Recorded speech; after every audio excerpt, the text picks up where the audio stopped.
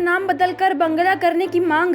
तृणमूल कांग्रेस ने राज्य का नाम बदलकर बंगला करने की मांग दोहराई। राज्यसभा में रीताव्रत बनर्जी ने बताया कि 2018 में विधानसभा ने सर्वसम्मति से प्रस्ताव पारित किया था, लेकिन केंद्र की मंजूरी अब तक नहीं मिली। ममता बनर्जी ने पीएम मोदी को पत्र लिखकर नाम बदलने को राज्य की पहचान और संस्कृति से जोड़ते हुए समर्थन मांगा। उन्होंने कहा कि अब कोई पूर्वी पाकिस्तान नहीं है। वित्त मंत्रालय ने सरकारी कंप्यूटरों पर एआई टूल्स के इस्तेमाल पर लगाया प्रतिबंध।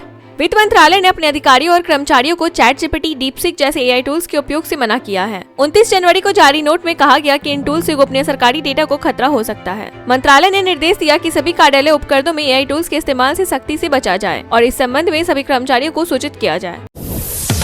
अमेरिकी विमान से 104 भारतीयों की अमृतसर वापसी। यात्रा के दौरान हथकड़ी और बेड़ियां बांधी गईं। बुधवार को अमेरिकी वायुसेना के विमान से 104 भारतीय नागरिक अमृतसर पहुंचे, जो अवैध रूप से अमेरिका में रह रहे थे। इनमें से एक जसपाल सिंह ने दावा किया कि यात्रा के दौरान उन्हें हथकड़ी और बेड़ियां बांधी गई थी। ये प्रवासी भारत के विभिन्न राज्यों में से हैं, जिनमें हरियाणा, गुजरात और पंजाब शामिल है। अमेरिका से भेजे गए अवैध भारतीय प्रवासियों के मुद्दे पर संसद में विपक्ष ने किया विरोध। बुधवार को अमेरिकी सैन्य विमान से 104 भारतीय नागरिक अमृतसर पहुंचे, जो अवैध तरीके से अमेरिका में दाखिल हुए थे। इस मामले को लोकसभा में विपक्षी सांसदों ने उठाया। संसद परिसर में विपक्षी नेताओं ने हाथ में हथकड़ियां पहनकर सरकार की नीतियों का विरोध किया। कांग्रेस सांसद शशि थरूर ने कहा कि उन्हें इस तरह अचानक सैन्य विमान में हथकड़ी लगाकर भेजना भारत का अपमान है। यह भारतीयों की गरिमा का अपमान है। केसी वेणुगोपाल और अन्य नेताओं ने भी इस कार्रवाई पर आपत्ति जताई। अमेरिका से लौटे अवैध भारतीय प्रवासियों के मुद्दे पर प्रियंका का तंज। अमेरिका से 104 भारतीयों की वतन वापसी पर संसद में आज विपक्षी नेताओं ने जमकर हंगामा किया।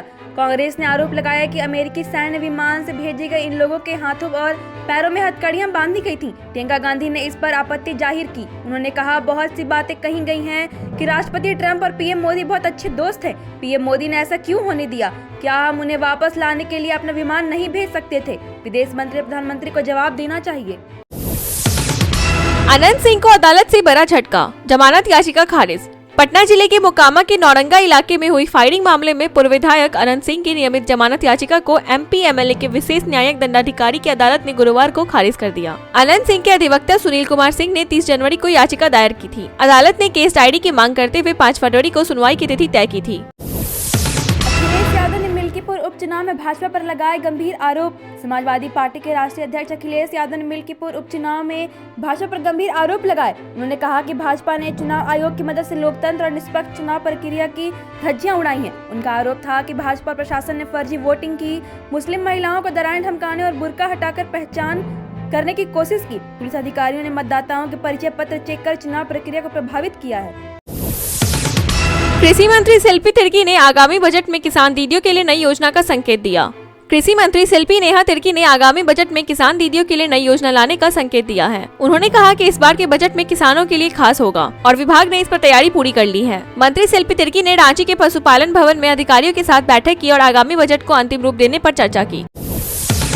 हाफिज सईद के बेटे तलका ने कश्मीर को आजाद कराने की कसम खाई। 2008 के मुंबई धमाकों के मास्टरमाइंड हाफिज सईद के बेटे तलका ने पाकिस्तान के लाहौर में एक रैली में कश्मीर को आजाद कराने की कसम खाई। तलका ने प्रधानमंत्री नरेंद्र मोदी को सौतन कहते हुए उनके खिलाफ विवादित टिप्पणियां की और आरोप लगाया कि मोदी ने उनके पिता हाफिज सईद की छवि खराब की है। इसके साथ ही उसने पाकिस्तान सरकार से अपने पिता की रिहाई की मांग की है और कहा कि हाफिज सईद निर्दोष हैं।